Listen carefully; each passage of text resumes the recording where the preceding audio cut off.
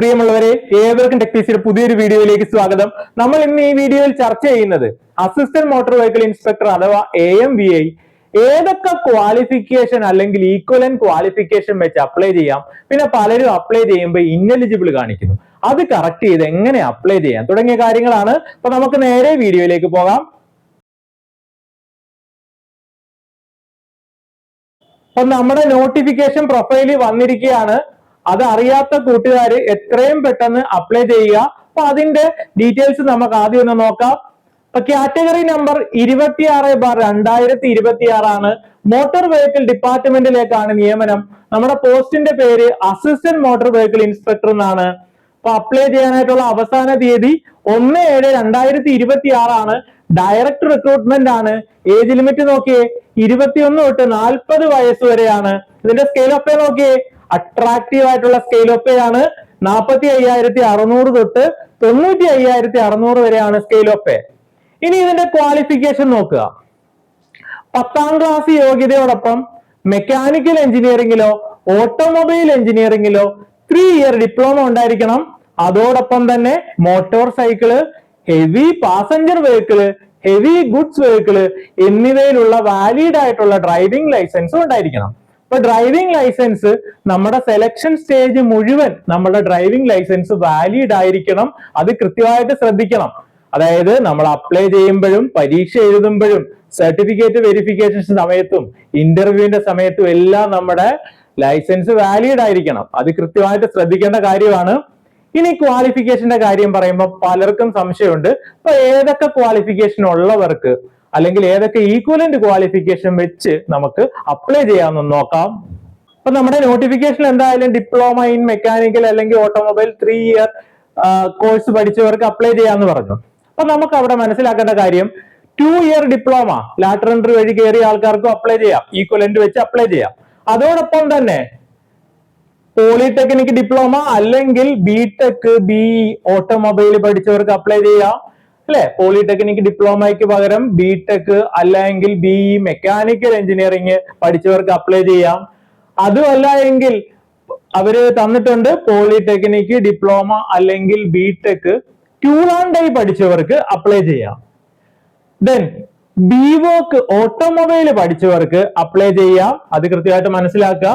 Then polytechnic diploma അല്ലെങ്കിൽ BTech അല്ലെങ്കിൽ BE equivalent automobile, അതായത് ഓട്ടോമൊബൈലുമായിട്ട് ഈക്വലൻസി ഉള്ള മറ്റ് പല കോഴ്സുകളും ഉണ്ട്. അപ്പൊ അതൊക്കെ ഉള്ളവർക്ക് ഓട്ടോമൊബൈലിന് ഈക്വലൻസി കിട്ടുന്നുണ്ടെങ്കിൽ നിങ്ങൾക്ക് അത് വെച്ച് അപ്ലൈ ചെയ്യാം. പിന്നെ മെക്കാനിക്കലുമായിട്ട് അലൈഡ് ആയിട്ടുള്ള ബ്രാഞ്ചസ് ഉണ്ട്. അപ്പൊ പോളിടെക്നിക് ഡിപ്ലോമയോ അല്ലെങ്കിൽ BTechോ അല്ലെങ്കിൽ BEയോ മെക്കാനിക്കലുമായിട്ട് റിലേറ്റ് ചെയ്തിട്ടുള്ള ബ്രാഞ്ചുകൾ, for example mechanical production, mechanical automobile, mechatronics, അങ്ങനെ പല കാര്യങ്ങളുണ്ട്. അതുപോലെ തന്നെ പല ബ്രാഞ്ചസ് ഉണ്ട്. അതോടൊപ്പം തന്നെ പണ്ടത്തെ മെക്കാനിക്കലിലെ കോഴ്സായിട്ട് വരുന്ന ഇൻഡസ്ട്രിയൽ എഞ്ചിനീയറിംഗ്, KTU വരുന്നതിന് മുമ്പേ ഉള്ള ഇൻഡസ്ട്രിയൽ എഞ്ചിനീയറിംഗ് ഉള്ള ആൾക്കാർക്കും അപ്ലൈ ചെയ്യാം. അത് നിങ്ങൾ കൃത്യമായിട്ട് ശ്രദ്ധിക്കുക. ദെൻ BTechന് ഈക്വലന്റ് ആയിട്ടുള്ള ക്വാളിഫിക്കേഷൻ ആണ് AMIE, അല്ലെ? അപ്പൊ AMIE മെക്കാനിക്കലോ അല്ല എങ്കിൽ ഓട്ടോമൊബൈലോ ഉള്ളവർക്ക് അപ്ലൈ ചെയ്യാം. ഇനി BTechനോ ഡിപ്ലോമയ്ക്കോ ഈക്വലന്റ് ആയിട്ടുള്ള ഇതുപോലുള്ള പല കോഴ്സുകളും ഉണ്ട്. അപ്പൊ അതൊക്കെ ഉള്ളവർക്കും ഈ പോസ്റ്റിലേക്ക് അപ്ലൈ ചെയ്യാൻ പറ്റും. അപ്പൊ ഈ ക്വാളിഫിക്കേഷൻസ് ഒക്കെ ഉള്ള ഉദ്യോഗാർത്ഥികൾ ശ്രദ്ധിക്കുക, നിങ്ങൾക്കെല്ലാം അപ്ലൈ ചെയ്യാൻ പറ്റും. ആരും ഈ നോട്ടിഫിക്കേഷൻ മിസ് ചെയ്യരുത്. മാക്സിമം ആൾക്കാരിലേക്ക് ഷെയർ ചെയ്യാനായിട്ട് നോക്കുക. ഓക്കെ, അപ്പൊ ഇതൊരു യൂണിഫോം പോസ്റ്റ് ആയതുകൊണ്ട് ഫിസിക്കൽ ആയിട്ടുള്ള ക്വാളിഫിക്കേഷനും വേണം, അതോടൊപ്പം തന്നെ വിഷ്വൽ സ്റ്റാൻഡേർഡ്സും വേണം. അപ്പൊ ഫിസിക്കൽ ആയിട്ടുള്ള ക്വാളിഫിക്കേഷൻ കൂടെ നമുക്കൊന്ന് നോക്കി പോകാം. അപ്പൊ പറയുന്നുണ്ടോ, must be physically fit and shall possess the following minimum physical standards. Male കാൻഡിഡേറ്റിന് മിനിമം ഹൈറ്റ് 165 സെന്റിമീറ്റർ പറയുന്നുണ്ട്, ചെസ്റ്റ് മിനിമം 81 സെന്റിമീറ്റർ പറയുന്നുണ്ട് with an expansion of 5 centimetre. Then female കാൻഡിഡേറ്റിന്റെ മിനിമം ഹൈറ്റ് നോക്കിയേ 152 സെന്റിമീറ്റർ ആണ്. ഇനി SC/ST കാൻഡിഡേറ്റ് ആണെങ്കിൽ male കാൻഡിഡേറ്റിന് minimum height 160 centimetre മതി, ഫീമെയിൽ കാൻഡിഡേറ്റിന് മിനിമം ഹൈറ്റ് 150 സെന്റിമീറ്റർ മതി. അവർക്ക് റിലാക്സേഷൻ ഉണ്ട്. ഓക്കെ, ദെൻ വിഷ്വൽ സ്റ്റാൻഡേർഡ് പറയുന്നത് നോക്കിയേ, ഡിസ്റ്റൻസ് വിഷനും നിയർ വിഷനും പറയുന്നുണ്ട്. അപ്പൊ ഡിസ്റ്റൻസ് വിഷൻ 2 കണ്ണുകൾക്കും 6/6 നെല്ലൻ ഉണ്ടായിരിക്കണം. നിയർ വിഷൻ 2 കണ്ണുകൾക്കും 0.5 സ്നെല്ലൻ ഉണ്ടായിരിക്കണം. വിഷ്വൽ സ്റ്റാൻഡേർഡിനകത്ത് അവർ പ്രത്യേകം പറയുന്നുണ്ട് 2 കണ്ണുകൾക്കും കൃത്യമായിട്ടുള്ള കാഴ്ച ഉണ്ടായിരിക്കണം. അതോടൊപ്പം തന്നെ കളർ ബ്ലൈൻഡ്നെസ്, കോങ്കണ്ണ്, കണ്ണിനോ കൺപോളകൾക്കോ ഉള്ള മറ്റ് കേടുപാടുകൾ തുടങ്ങിയവ അയോഗ്യതയായിട്ട് കണക്കാക്കും. അത് നിങ്ങൾ കൃത്യമായിട്ട് ശ്രദ്ധിക്കുക.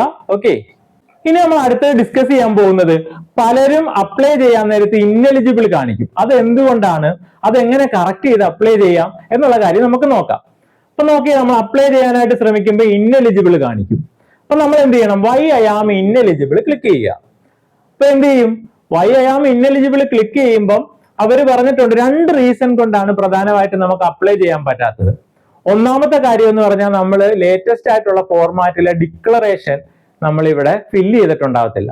അതോടൊപ്പം തന്നെ അടുത്തെന്ന് പറയുമ്പോൾ നമ്മുടെ ക്വാളിഫിക്കേഷൻ കറക്റ്റ് ആയിട്ട് നമ്മുടെ പ്രൊഫൈലിൽ അപ്ഡേറ്റ് ചെയ്തിട്ടുണ്ടാവത്തില്ല. അപ്പൊ നമ്മുടെ ക്വാളിഫിക്കേഷനകത്ത് എന്തൊക്കെ വരും, നമ്മുടെ അക്കാഡമിക് ക്വാളിഫിക്കേഷൻ വരും, ഡ്രൈവിംഗ് ലൈസൻസിന്റെ ഡീറ്റെയിൽസും വരും. അപ്പൊ അത് കൃത്യമായിട്ട് നമ്മൾ പ്രൊഫൈലിൽ അപ്ഡേറ്റ് ചെയ്തിട്ടില്ല എങ്കിൽ ഇങ്ങനെ വരും. ഓക്കെ, അപ്പൊ 2 കാരണം കൊണ്ടാണ്, ഡിക്ലറേഷൻ കൊടുക്കാത്തത് കൊണ്ടും അല്ലെ, ഡിക്ലറേഷൻ പുതിയ ഫോർമാറ്റിൽ കൊടുക്കാത്തത് കൊണ്ടും നമ്മുടെ ക്വാളിഫിക്കേഷൻ കൃത്യമായിട്ട് നമ്മുടെ പ്രൊഫൈലിൽ അപ്ഡേറ്റ് ചെയ്യാത്തതുകൊണ്ടുമാണ് ഇങ്ങനെ വരുന്നത്. അപ്പൊ നമ്മൾ എന്ത് ചെയ്യണം, അത് കൃത്യമായിട്ട് അപ്ഡേറ്റ് ചെയ്യണം. അപ്പൊ നമ്മൾ എന്ത് ചെയ്യണം, അതിനകത്ത് ഇവിടെ ഡിക്ലറേഷൻ അവിടെ ഒരു ലിങ്ക് കൊടുത്തിട്ടുണ്ടാവും. അവിടെ ക്ലിക്ക് ചെയ്ത് നമ്മൾ എന്ത് ചെയ്യുക, ഡിക്ലറേഷന്റെ പാർട്ടിലേക്ക് പോവുക. അപ്പൊ ഇവിടെ ആഡ് എന്ന് പറഞ്ഞ ഓപ്ഷൻ വരും. അവിടെ നമ്മൾ ഡിക്ലറേഷൻ ഫില്ല് ചെയ്യുക. അപ്പൊ ഇത് കൃത്യമായിട്ട് വായിച്ച് നോക്കിയിട്ട് നമുക്ക് ആപ്ലിക്കബിൾ ആയിട്ടുള്ള കാര്യം ഫില്ല് ചെയ്യുക. ഫില്ല് ചെയ്ത് കഴിയുമ്പോൾ ക്യാപ്ച ഒക്കെ ആഡ് ചെയ്യാൻ വരും. ആ ക്യാപ്ച ഒക്കെ കൊടുത്തിട്ട് നമ്മൾ സേവ് ചെയ്ത് കൊടുക്കുക. അപ്പൊ ഡിക്ലറേഷന്റെ പാർട്ട് കഴിയും. പിന്നെ നമുക്ക് എന്ത് ചെയ്യാം, നമുക്ക് നമ്മുടെ ക്വാളിഫിക്കേഷന്റെ കാര്യം കറക്റ്റ് ചെയ്യണം. അപ്പൊ നിങ്ങളുടെ ക്വാളിഫിക്കേഷൻ ഏതാണെന്ന് വെച്ചാൽ നിങ്ങൾ അതനുസരിച്ച് കറക്റ്റ് ചെയ്യാനായിട്ട് നോക്കുക. അപ്പൊ ഇവിടെ നോക്കുമ്പോൾ 10th level polytechnic diploma automobile ഉള്ളവർക്ക് ഇവിടെ ഫില്ല് ചെയ്യാം. അതോടൊപ്പം തന്നെ നിങ്ങൾ എന്ത് ചെയ്യുക, heavy goods vehicle, heavy passenger motor vehicle, motor cycle, ഇതിന്റെയൊക്കെ ലൈസൻസിന്റെ കാര്യം കൃത്യമായിട്ട് ഫില്ല് ചെയ്ത് പോകണം. അത് നമ്മുടെ ഇന്നെലിജിബിൾ ആണ് കാണിക്കുന്നതെങ്കിൽ അതെല്ലാം നമ്മുടെ പ്രൊഫൈലിൽ കറക്റ്റ് ആയിട്ട് കയറി അപ്ഡേറ്റ് ചെയ്യണം. ദെൻ മെക്കാനിക്കൽ ഉള്ളവർക്ക് അപ്ലൈ ചെയ്യാനായിട്ടുള്ള പോർഷൻ ആണ് 2ാമത്തെ പോർഷൻ. 3ാമത്തെ ഭാഗം എന്ന് പറഞ്ഞാൽ ബിടെക് മെക്കാനിക്കലുകാർക്ക്. 4ാമത്തത് കൊടുത്തിരിക്കുന്നത് ബിടെക് ഓട്ടോമൊബൈലുകാർക്ക്. ഇനി അടുത്ത 5ാമത്തെ കൊടുത്തിരിക്കുന്ന ബിഇക്കാർക്കാണ്, ബിഇ മെക്കാനിക്കലുകാർക്ക്. 6ാമത്തത് ബിഇ ഓട്ടോമൊബൈലുകാർക്ക്. ദെൻ 7ാമത്തെ ക്വാളിഫിക്കേഷൻ ആയിട്ട് കൊടുത്തിരിക്കുന്നത് polytechnic diploma tool and die ഉള്ളവർക്കാണ്. അപ്പൊ ടൂൾ ആൻഡ് ഡൈക്കാരൊന്നും മാറിയിരിക്കരുത്, നിങ്ങൾക്കൊക്കെ അപ്ലൈ ചെയ്യാം.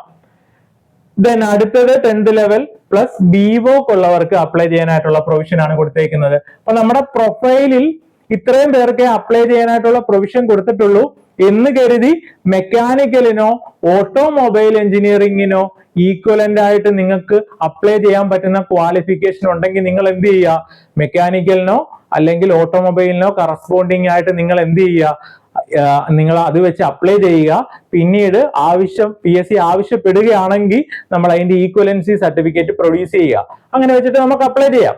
മിക്കവാറും മെക്കാനിക്കലിന് അലൈഡ് ആയിട്ടുള്ള പല ബ്രാഞ്ചിനും ഈക്വലൻസി സർട്ടിഫിക്കറ്റിന്റെ ആവശ്യമില്ല.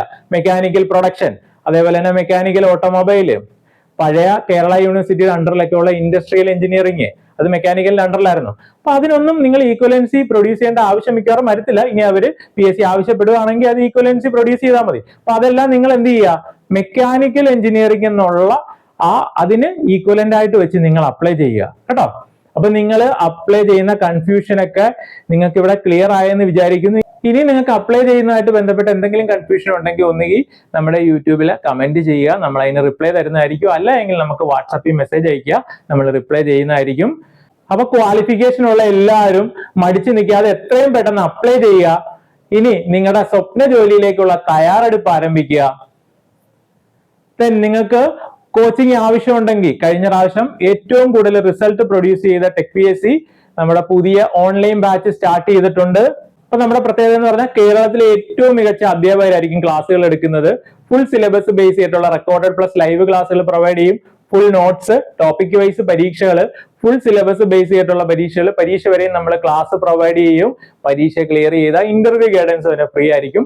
കോഴ്സ് മെന്റർ ചെയ്യുന്ന ഞാനാണ് കഴിഞ്ഞ പ്രാവശ്യവും മെന്റർ ചെയ്തിരുന്നത്. നിങ്ങൾക്ക് നമ്മളോടൊപ്പം ചേർന്ന് പഠിക്കാൻ താല്പര്യം ഉണ്ടെങ്കിൽ സ്ക്രീനിൽ കാണുന്ന നമ്പറിൽ നമ്മളെ കോൺടാക്ട് ചെയ്യോ, ടെക് PSCയുടെ ആപ്പ് ഡൗൺലോഡ് ചെയ്ത് കോഴ്സിലേക്ക് എൻറോൾ ചെയ്യുകയോ ചെയ്യാം. അപ്പൊ ഈ എക്സാമിന് പ്രിപ്പയർ ചെയ്യുന്ന എല്ലാവർക്കും ടെക് PSCയുടെ വിജയാശംസകൾ. Thank U.